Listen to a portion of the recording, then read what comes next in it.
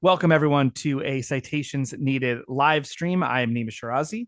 I'm Adam Johnson. Of course, you can follow Citations Needed on Twitter at Citations Pod, Facebook Citations Needed, and become a supporter of the show if you so choose through patreon.com/citations needed podcast. All your support through Patreon is so incredibly appreciated, as we are 100% listener funded. We're doing this live stream as we do occasionally, but this time in the midst of the Democratic National Convention week, which is in Adam's adopted home, new hometown of Chicago, Illinois, this week. So, Adam, I wanted to talk to you about what you've been experiencing this week, not just because the DNC is in your town, but because you and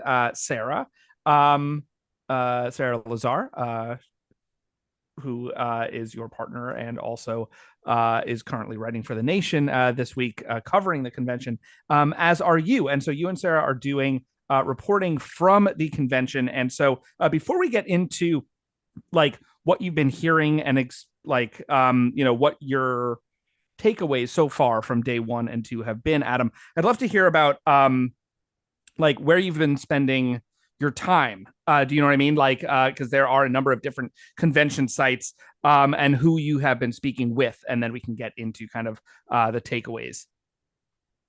Yes. So I'm working on a video piece. I actually haven't published anything yet. And Sarah has filed 2 reports on the protests and the march on the DNC protesters who organized a protest the first day, and we'll have a bigger one planned for the 4th day. And we've been trailing the uncommitted movement, which is a movement of uncommitted delegates, 29 in total, who are actually attending the DNC itself and trying to raise the issue on the both on the floor and on the kind of tertiary, the perimeter, if you will. So there's 2 places. There's the about Gaza specifically, just about Gaza specifically, supporting an arms embargo, which is now the new demand since, as we've discussed a million times in the show, ceasefire has lost all meaning. The implied mechanism of ceasefire was an arms embargo or credible threat thereof, but now that's been co-opted. So now they're just along with the 7 unions, including the NEA, the largest union in the country, the SEI, UAE, SEIU, and UAW, and others have called for an arms embargo because I guess they had to cut out stop using subtext and use text. And so they're pushing for that on the inside. So Sarah and I have been following them. They've been doing these really excellent. They had a panel discussion that was actually sanctioned by the DNC that I attended on the first day. And they had a doctor who was there. They had Zogby. They had Keith Ellison. They were doing their best to kind of raise the issue in the context of the DNC kind of as good Democrats. And I completely understand why. Like, I don't criticize any of those people or that particular choice. Everyone's kind of doing their role. I thought the campaign itself and the Democratic Party itself has been incredibly counterinsurgency focused, which is to say a lot of rhetoric, a lot of head patting, a lot of "we see you, we hear you" crap. But of course, just yesterday, again, the Times of Israel reported that Vice President Harris reaffirmed her opposition to an arms embargo. To an arms embargo. The Times of Israel reported, quote, the Times of Israel reported, quote, Kamala Harris administration will not cut or condition U.S. security assistance to Israel, her former aide said during a panel on the sidelines of the DNC. It would go on to actually oppose that was a former aide, but he seems to be speaking, or at least seems speaking with authority about what Harris plans on doing. And this reaffirms what her key foreign policy advisor said earlier this month, where they said that under no circumstances will Harris condition aid to Israel. Again, this is just a demand for the U.S. to comply with international and U.S. law. I think the word arms embargo seems extreme to some people, but really arms Right. embargo until you stop genocide is actually consistent with international Yeah. law. This is, of course, how Yeah. Harris It's called could the frame lay it. law and Right. also international Harris law. tomorrow could come out and say, as president, I will condition law to be in accordance with international and U.S. law, humanitarian law. And that would satisfy the demands of the vast bulk of protesters. Of course, beyond that, there's other considerations with respect to, apartheid and occupation, but that's the short-term demand, right? Which is to stop sending bombs to a country committing what many scholars and experts consider to be a genocide, an ongoing Yeah. genocide. The lowest possible Um, bar. and so there's a tale of two conventions going on here. There's the celebratory, again, on the one hand, one doesn't want to show up to a barbecue restaurant and complain they don't have vegan food, right? That's what the DNC is kind of by its very nature. But I think in the context of genocide and the administration's support for it and Harris's refusal to make any substantive shift from that, it's not zone of interest, but it's zone of interest adjacent. Or maybe it is. I don't know. But this is the focus of Sarah's latest report that was published this morning by The Nation, which I urge everyone to read because and I did a couple hours of interviews with these doctors, some of whom flew in just for this event in this obscure conference room and the far end of the McCormick Place outside the security perimeter, unsanctioned by the DNC.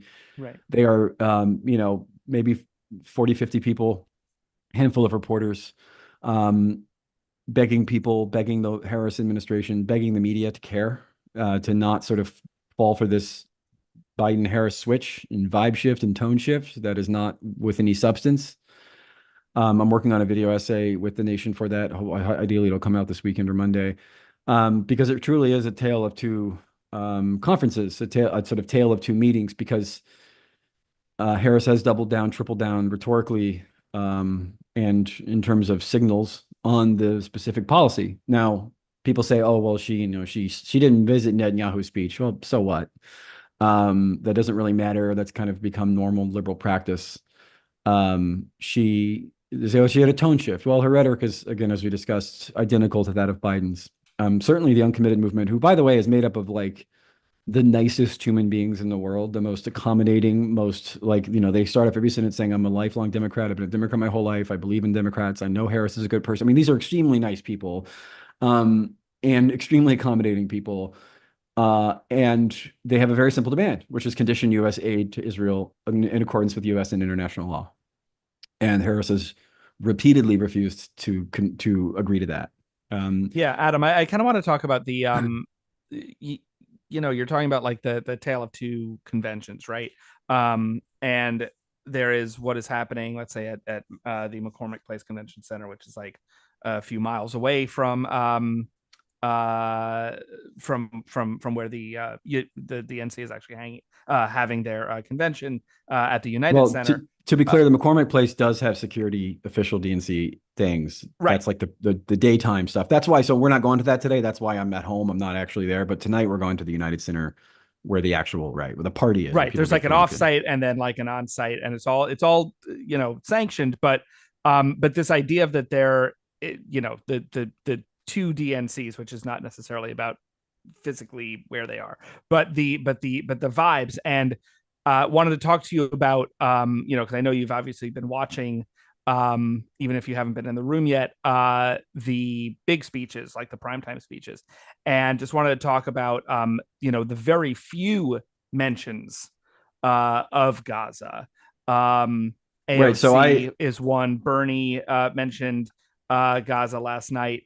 Biden had some very strange references. Just wanted to get your take on some of those, considering that also you literally have been in the room with, doctors who have recently come back from Gaza sharing their actual stories. So what are the stories we're hearing on stage? What is being broadcast on prime time?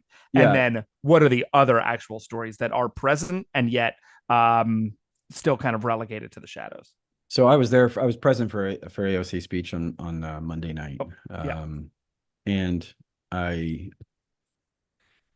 it was bad, as others have written about, and as I've noted on social media. What she said, and again, I think there's a lot of weird pathologizing around AOC. She becomes, I think, a proxy battle for unproductive conversations that are really just kind of other ideological issues. Um, but what she said when she said, quote, when she said Harris was, quote, tirelessly um, working towards a ceasefire was one of the more depressing things I've ever seen, because it propped up a fundamental lie, which is this idea that the Harris and Biden White House are pushing for a ceasefire. It's actually the fundamental lie that dampens and reduces the anger around Gaza, because they co-opted the word ceasefire for this fake bad faith negotiation rather than compelling Israel vis-a-vis cutting off arms, which was always the implied mechanism of a ceasefire. And now, of course, it's made explicit. So when Ocasio-Cortez goes up on stage and says Harris is tirelessly pushing for a ceasefire, this completely trivializes the demands of uncommitted labor unions, the protesters, and props up the central lie that allows this genocide to continue. And this did not go unnoticed. Earlier today, Representative Omar of Minnesota was giving a speech in front of the uncommitted delegates, and said, quote, working tirelessly for a ceasefire is really not a thing, and they should be ashamed of themselves. The antecedent they being unclear, but I think most people interpreted that as a pretty thinly veiled shot at Ocasio-Cortez claiming that Harris is working tirelessly for a ceasefire after 300 days, some odd days of just the wide scale destruction of Gaza, the complete destruction of the healthcare system, schools, universities, farms, greenhouses, the destruction of entire societies, millions of people living in tents, obviously hundreds of thousands probably dead, uncountable more of preventable disease, diabetes, dialysis, increasingly polio. That to come in and say the people who are arming that and have supported that without qualification, they briefly paused like 2,000 pound, but then they didn't. They later immediately said it actually doesn't matter, won't impact anything until 2028 or whatever. To come in and say they're actually working towards a ceasefire is beyond the kind of normal go with the flow thing one expects from a partisan sort of soldier to act. Is this sort of like when Bernie Sanders actively campaigned against the word ceasefire and the concept of a ceasefire for months, which we criticized on the show, and in November, December, January, until eventually he got on board with the new co-option effort of the word ceasefire. And I think to some extent even supported one as such, which by the way, just went into a memory hole. He said ceasefires were impossible for months and then just suddenly became Mr. Ceasefire because that was obviously where this was going. It's similar in the sense that it's actively doing harm. It is not just a like be silent, be a good party soldier because there's some bigger issue that we have to beat Trump or whatever kind of self-rationalization people use when they're cowards in politics typically, which I probably have great allowance for, more than I probably should, because like a part of me understands that there are constraints, but the basic premise of do no harm seems like a pretty good one. And I thought what AOC said on that stage when she reinforced this really, really pernicious lie that the Biden White House and by extension Harris are quote unquote tirelessly working for a ceasefire, because it's not every day that her squad colleagues like take shots at her in public, right? There's a reason why Representative Omar did that. It was a pretty egregious violation of trust. It was a pretty egregious frankly scab behavior. It was anti-solidaristic. It was hostile to the protesters. And maybe you say, okay, it's one throwaway line. And yeah, but it's a pretty bad one, because the Harris campaign shared it on social media. It went viral to sort of reaffirm this idea that Harris is somehow the pro ceasefire candidate, again, whatever that means anymore, when this totally false Potemkin so-called ceasefire talks that Biden keeps appealing to are simply a rebranded or another version of the two-state solution peace process as a cover for apartheid, only instead of apartheid, it's genocide, right? And so this is that was it was sort of as I was leaving, I have two kids, so I can't really do I went to bed before, rocking till 1 a.m. I can't rock with Sleepy Joe. I can't go as light as he can. But nevertheless, we wanted to sort of get a feel for it. I would say that being there, seeing and again, I'm not going to I want to be careful not to be too smug about this, because for your kind of average person who goes to the DNC, this is not something they think much about. And that's the thesis of my video essay. And I want to separate kind of powerful people from not powerful people. And I don't want to dunk on people who, sort of get generically excited about the vibes of, Brat Summer and all Yeah. this kind of schlock that the Yeah. campaign, understandably has been pushing to kind of win back youth voters that they were losing precipitously, both because of kind of general image of Biden as an out of touch white guy, but also his support of Gaza, right? His sort of association with the genocide in Gaza made him uncool. And that cool factor is now back, despite the fact that there's been no policy shift. And so watching this kind of zone of interest dynamic with this party while the candidate they're boosting and promoting has pledged to triple down on this genocidal policy of supporting Israel without condition. I don't want to be too solipsistic here, but it was pretty depressing. It was pretty Yeah. sad. And again, it's to some extent you kind of know what to expect, but I do think that the assumption was with Biden there was a 0% chance anything would change, and that with Harris, that because of the unpopularity, again, there's plenty of data showing that from an electoral standpoint, drawing this thing to a close and calling it would be a great benefit to the Democrats. Swing state polling repeatedly shows this. Democrats' base shows this. And they thought, nah, we can kind of stick with the policy, stick with the genocide, but create this elaborate propaganda regime of feigned helplessness, present ourselves as a kind of third party arbiter of peace and broker of peace rather than an active participant. Again, this is what Ocasio-Cortez does when she reaffirms this myth of the ceasefire talks. Well, and that's what Um, Bernie also said when he said we have to call for a seat. Call who? Call. They're all right there. yeah, Like his they're all his was backstage, his and was it's you. slightly less evil because it was more of this kind of generic call. I think it was probably in the do no harm column, but again, it's still deeply See, cowardly, when right? you mentioned like the do not harm stuff, I think I totally agree with that. Almost surprisingly so. Like I've surprised myself in watching the primetime speeches where if someone doesn't mention Gaza, I'm like, all right, like I see what they're doing. And then if someone does, it's more frustrating to me because like the lie is that more egregious, right? Like it because it winds up being a piece of the five shift propaganda ploy. But I like catch myself. I'm like, why is that like Yeah. why is that okay? And like it's probably not okay, but I totally agree that you know, not mentioning it somehow to me feels like it's gross, and obviously everyone should mention it, but when when it is done so as a cover, like deliberately so, Yeah. I have found myself reacting far more harshly than to like Sean Fain, who like the head of UAW, who like didn't mention it at all, right? Like so like Yeah. that's And like again, just an interesting thing that I'm catching myself as a viewer, as not a not a delegate, not a gung-ho on the floor wearing a straw boater right. hat, but like just someone interested in seeing the pageantry, being aware of the spectacle, right? Being aware that Right. this is this you know this celebration that has its own kind of flow to it. It is very very managed, very produced. That's the whole point. Um, and certain things land very impressively, right? Land just the way that that the DNC organizers wanted to land.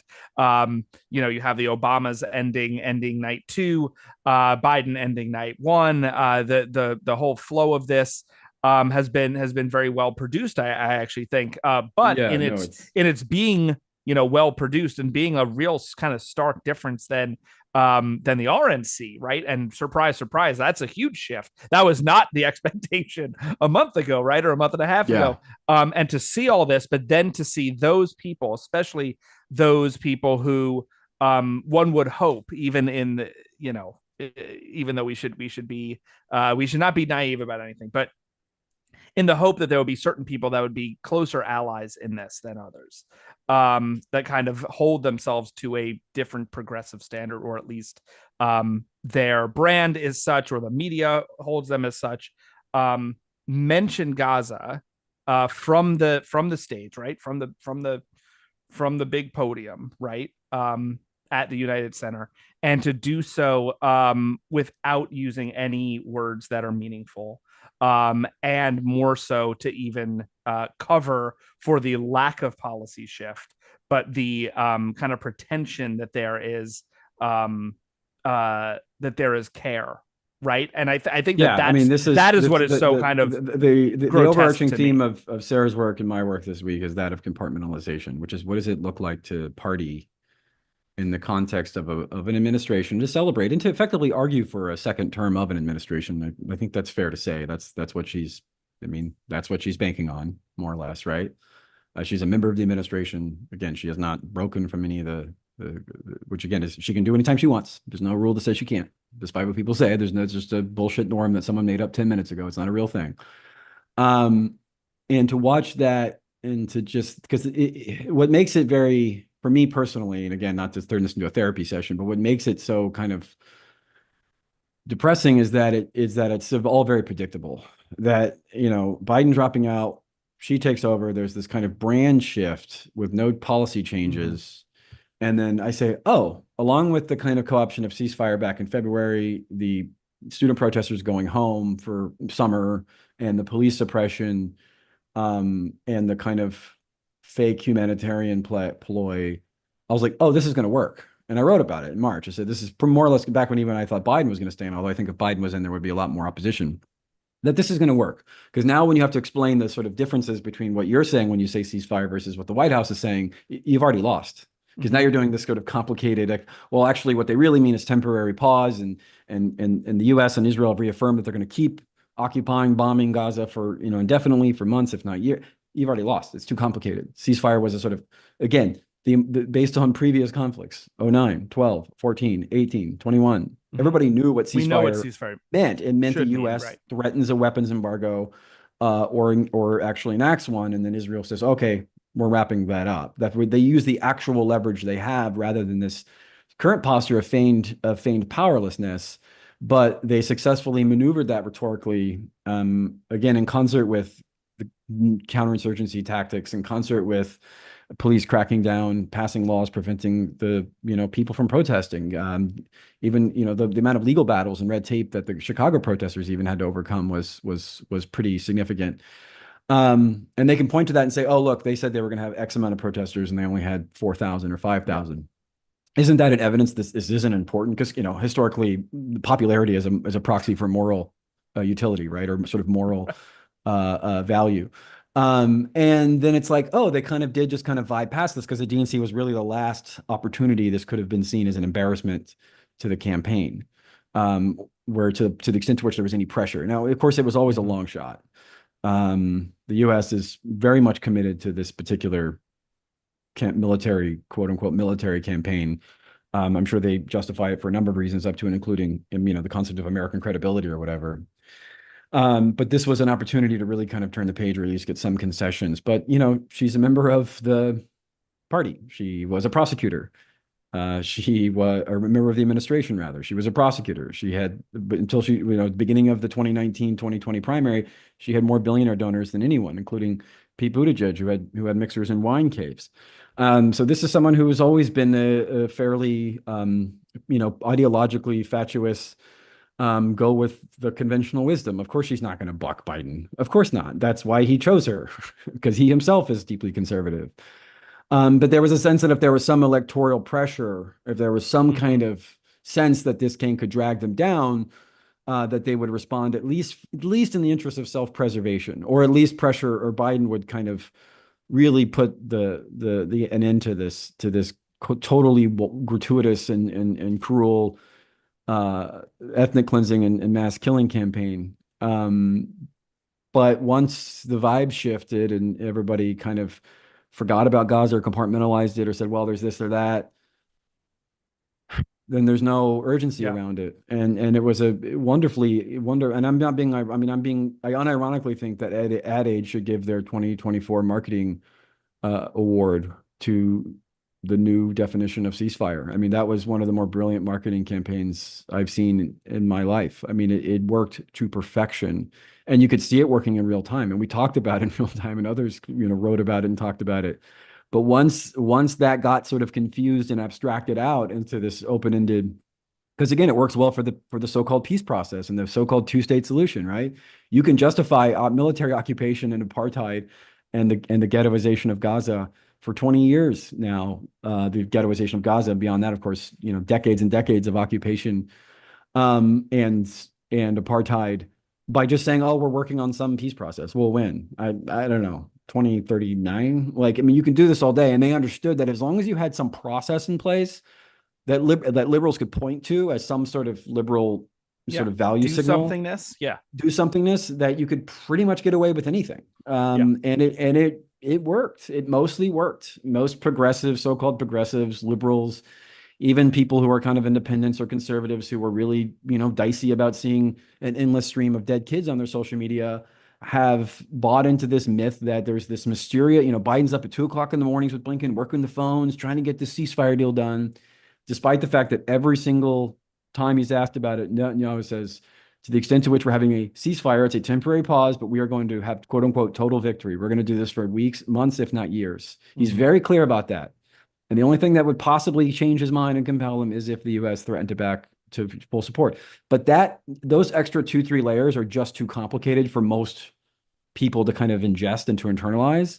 And so what you get is this brilliant PR coup that the White House pulled off, that I think, again, aside from some savvy activists and pro-Palestinian activists and uncommitted movement and others, and again, to Labor's credit, to NEA's credit, to SEIU's credit, to UAW credit, they signed off on an arms embargo letter. Now, of course, the next day they just endorsed Biden and Harris like they always do, so they didn't use any leverage, but it legitimates it, I suppose. We can sort of debate whether or not that was far enough.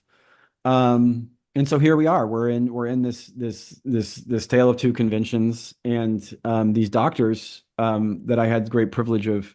Yeah, talk about that a of, bit. of me- Yeah, who you met with yesterday, what the event was at the kind of offsite, the other daytime convention space, McCormick Place Convention Center, and who you spoke to, the event that you attended. Oh yeah, so forgive me. I think it was the uncommitted delegation that did put it on, but I don't want to misidentify who is actually responsible for it. But there's been a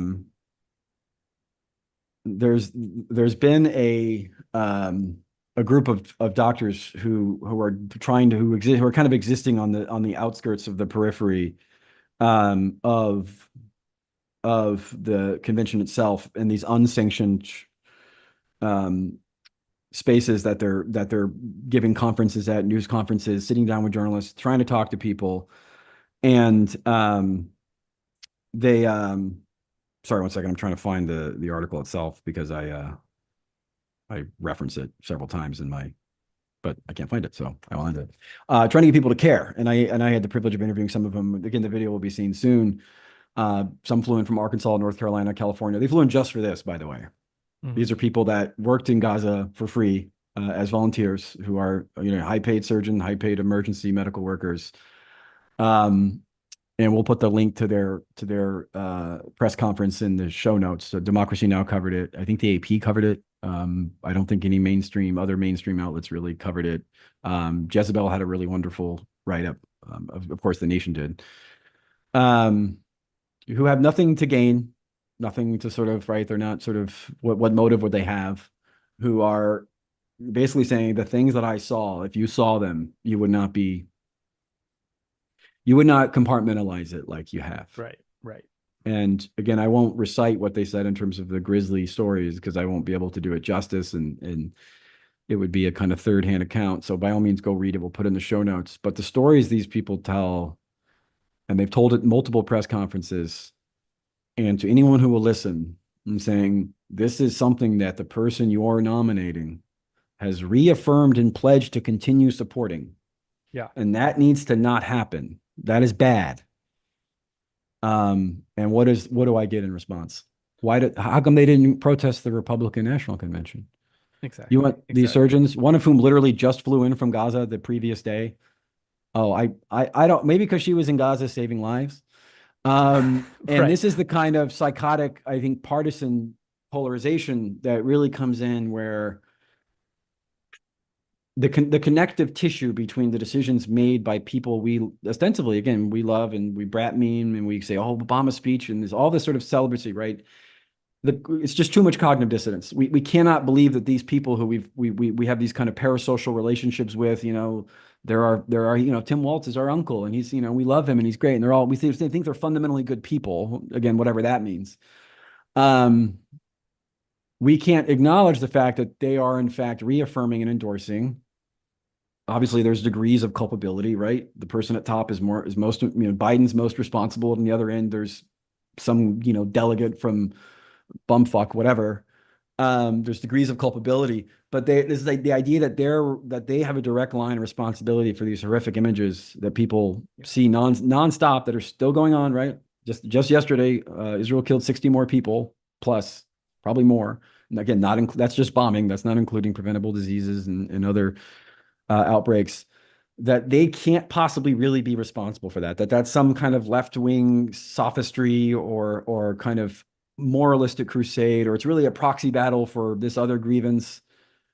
And so when you have these physicians people trust doctors, they have no sort of ulterior motives, right? They have Muslim sounding names, so that's scary, I suppose. But Americans, whatever, saying the things I saw, I can never, I wake up in the middle of the night, and I've worked in ER, medicine for 10, 15 years or whatever it is. It's just one of those things where, again, all this could have been solved if Harris and Biden just took the right position 6 months ago, 9 months ago, right? This wouldn't be an issue. Whatever.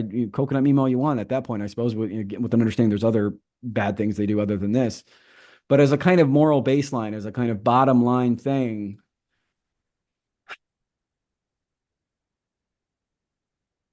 I don't, and the thing they kept saying over and over again was, I don't know how to get people to care. And you've seen this with other Palestinian activists. They're constantly having to auction off their trauma, saying, like a carnival barker saying, look at this horrific thing that happened to me or my loved one. Please, please care. And they've been doing this for almost 11 months. And several of them have quit. I've seen journalists who say, I'm done, I'm out. Clearly Americans don't give a shit.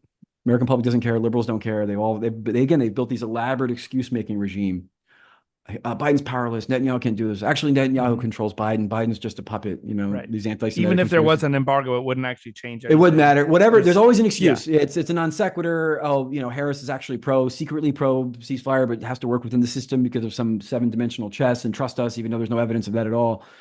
There's always some excuse regime. Well, now the new kind of mind viral partisan mind thingy is, oh, Trump is secretly trying to undermine the ceasefire talks. I love this one because it reasserts the premise that the ceasefire talks are at all sincere. Right. That Netanyahu was about to sign a ceasefire deal, but then the sort of Trump got in the way. Otherwise, he was this close to doing the thing he said he would never do and has never said he would do, right? Which is a lasting ceasefire. And also now we have to vote for Harris because otherwise,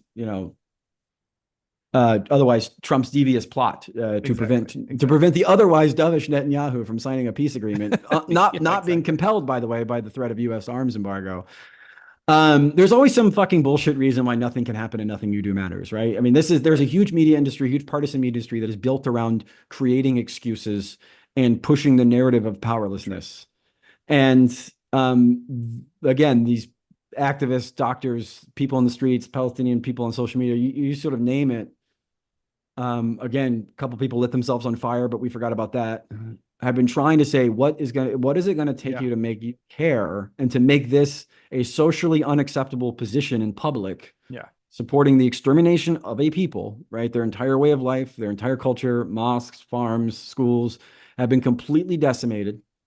An active movement to remove them from Gaza, to push them into Egypt and North America, that has only been limited by the logistical issues with respect to Egypt and other governments, not the ambitions of those in charge of the genocide.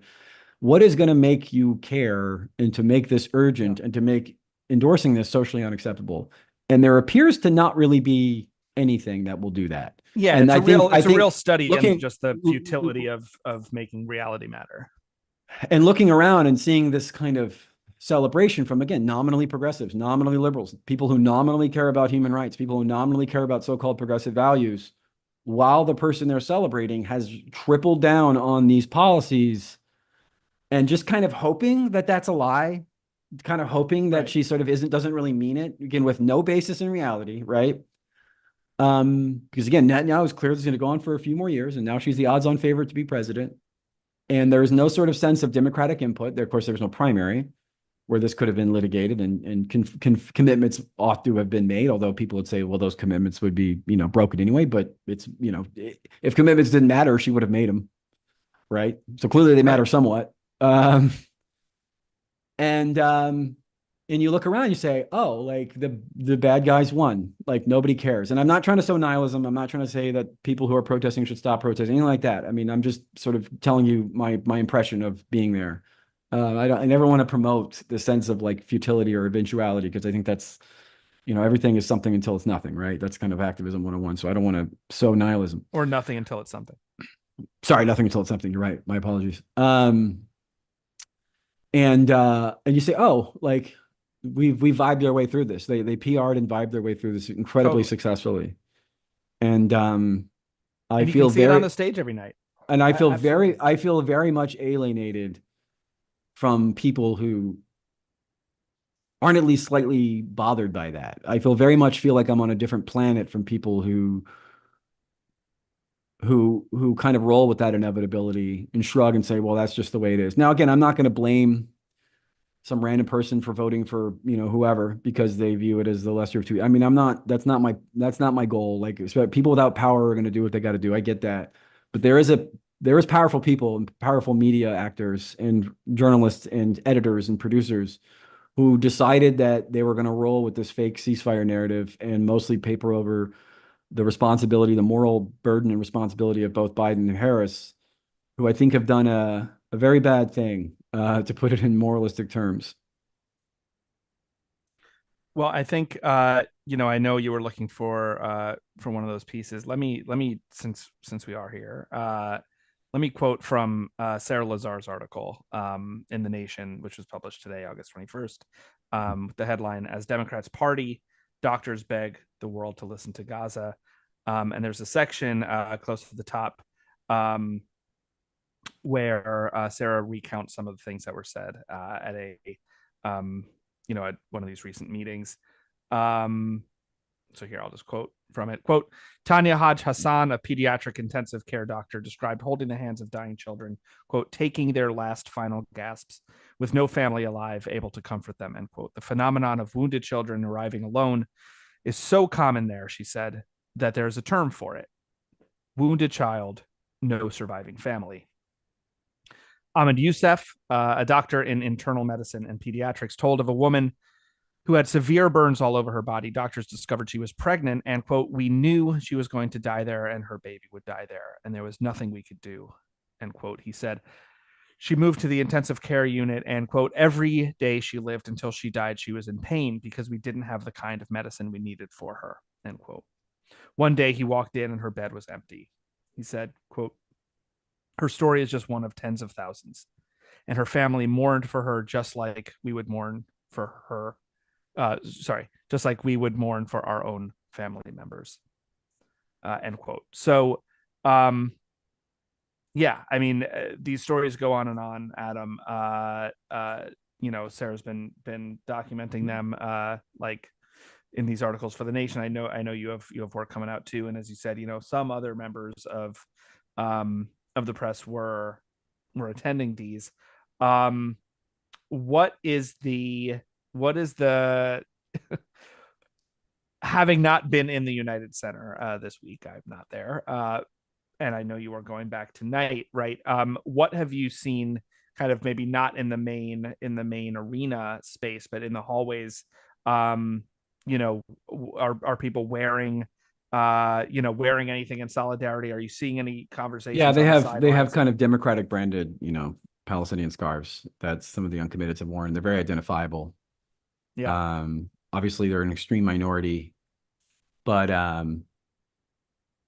on the way in, when you wait in line at the United Center, there's a very long line because they have to make sure no one's trying to sneak in any pro-Palestinian stuff, among other reasons. There's a line of protesters that are protesting people going in. And I was being yelled at by one of them. And I was like, well, hey, I'm, trying to ask hard questions when I'm in there, hopefully get some good answers. And he's like, we don't, there were these, whatever, the protesters yelling. He said, we don't give a shit. He's yelling at us. And I was like, you know what? You're right in the general sense, in the sense that like, I wouldn't trust me either. I wouldn't trust anyone, even if they had a press pass. And the people coming in, like, mostly don't give a shit and probably need to be made aware of this. And of the, 50, 60, 1,000 people that attend the DNC, that guy sort of mindlessly yelling at everyone walking in is 100% more right than any of those people. On a basic level, right? Even if he wasn't necessarily being as discerning as perhaps he ought to have been, and from a kind of journalistic standpoint. But so what? Approximately he's correct. Yeah. And it's at least encouraging that there are some people for whom this has not fallen off the radar, put into the compartmentalized into something. There were thousands of people who protested, and thousands of more who will protest on Thursday, the final day, during Harris's speech, and prior to that. So it's not like I'm not trying to sow nihilism. I'm just trying to do inventory of reality, and I think that like mostly their co-option effort was worked. But I would say that when you're in the DNC, it is just an alternate universe than the one you and I occupy, for obvious reasons, because it's a DNC. And to some extent that's baked into the nature of it. But I think when one sees kind of progressive or progressive adjacents, I mean, obviously huge labor representation there, kind of celebrating and partying. It's like, okay, well, we've just we've compartmentalized this, as people, as a party, not that I necessarily am part of that party. But I don't know, maybe I'm hand wringing a little bit. I don't know what great lessons are to be taken from this, other than the fact that they did a wonderful job marketing what was basically a delay tactic. And I mean, we've been talking about this vibe shift. We were talking about this obviously for the past 10 months, Adam, but also in the past few weeks. I think you've been really deft at kind of calling out the vibe shift with when Harris became Biden's replacement officially, and now all the more officially, with this DNC, seeing how the Democrats are just sort of vibing past any tough questions, any semblance of reckoning with the reality that they have themselves wrought, and continue to support. I mean, I think that's so much of what you're saying is that,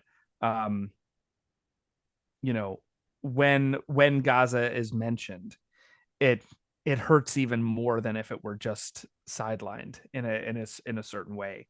Well, because it's sinister. It reinforces this idea that it's something that is outside of the control of the White House and outside of the control of the supposed future president. That they care so much too. I think their heart fucking bleeds. That there's humanitarian crisis, so much sadness. It's a natural disaster. It's an earthquake. Yeah, who's in charge? And that really is the whole posture, right? No one's in charge of anything. There's always a regime of excuses. No one wants to own it and be responsible for it and actually defend it. Right. But we'll keep sending weapons to it, forever. Yeah, I mean, if this were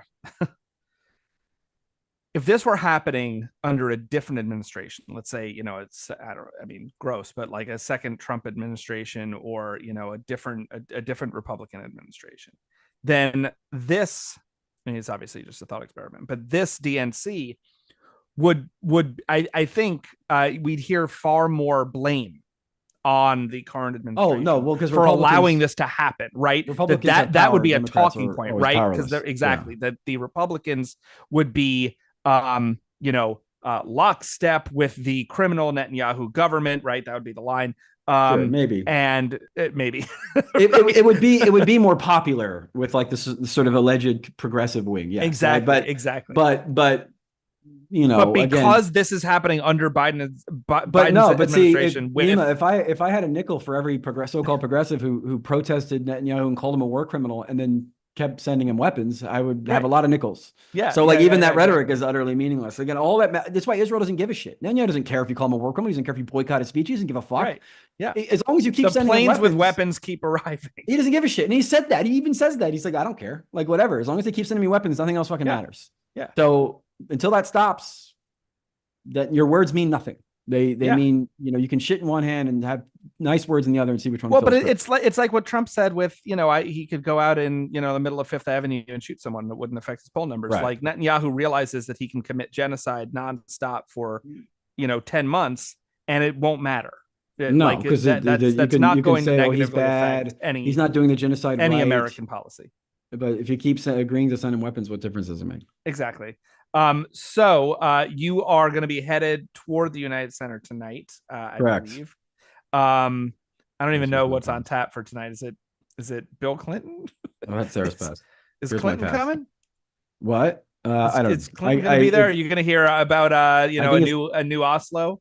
I think they may be dragging out the Clintons or the Clinton, I should say. I don't know. I'm going to be trying to do ambush interviews, so I won't actually be watching the proceedings. But they do kind of play them in the background, like you're at a Bulls game, like where they run the TV.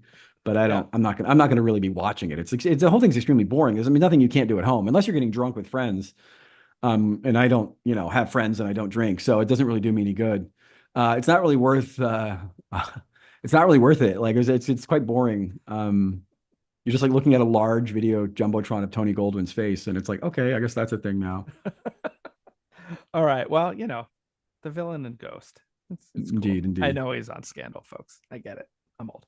All right. Well, yeah, Adam, I think this was helpful. We've been chatting, obviously, while you've been doing this work, but thought that a live stream where you could actually vocalize some of this would be really helpful, and I have found it helpful also. And I know that it has been incredibly dispiriting, to put it lightly, to experience this kind of pageantry and celebration amid such horrors, when those in power, who have the power to stop this literally with a fucking phone call, are choosing not to, and then are doing a 4-day party to anoint their new leader, who is also just very much in lockstep with the same policy. I know is incredibly sinister, and frustrating to be around. But thank you for your service, Adam, and Sarah's as well.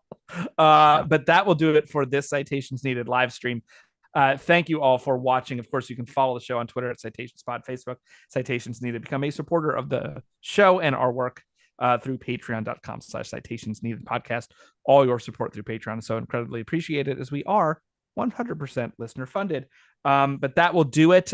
We will be back soon, maybe with another live stream or a news brief. But officially, we are on our end of summer break. We will be back in September with season 8 of Citations Needed. So stay tuned for more full-length episodes coming in the next month or so. But until then, thank you all for listening. Citations Needed. Senior producer is Florence Burrow Adams. Producer is Julianne Tweeten.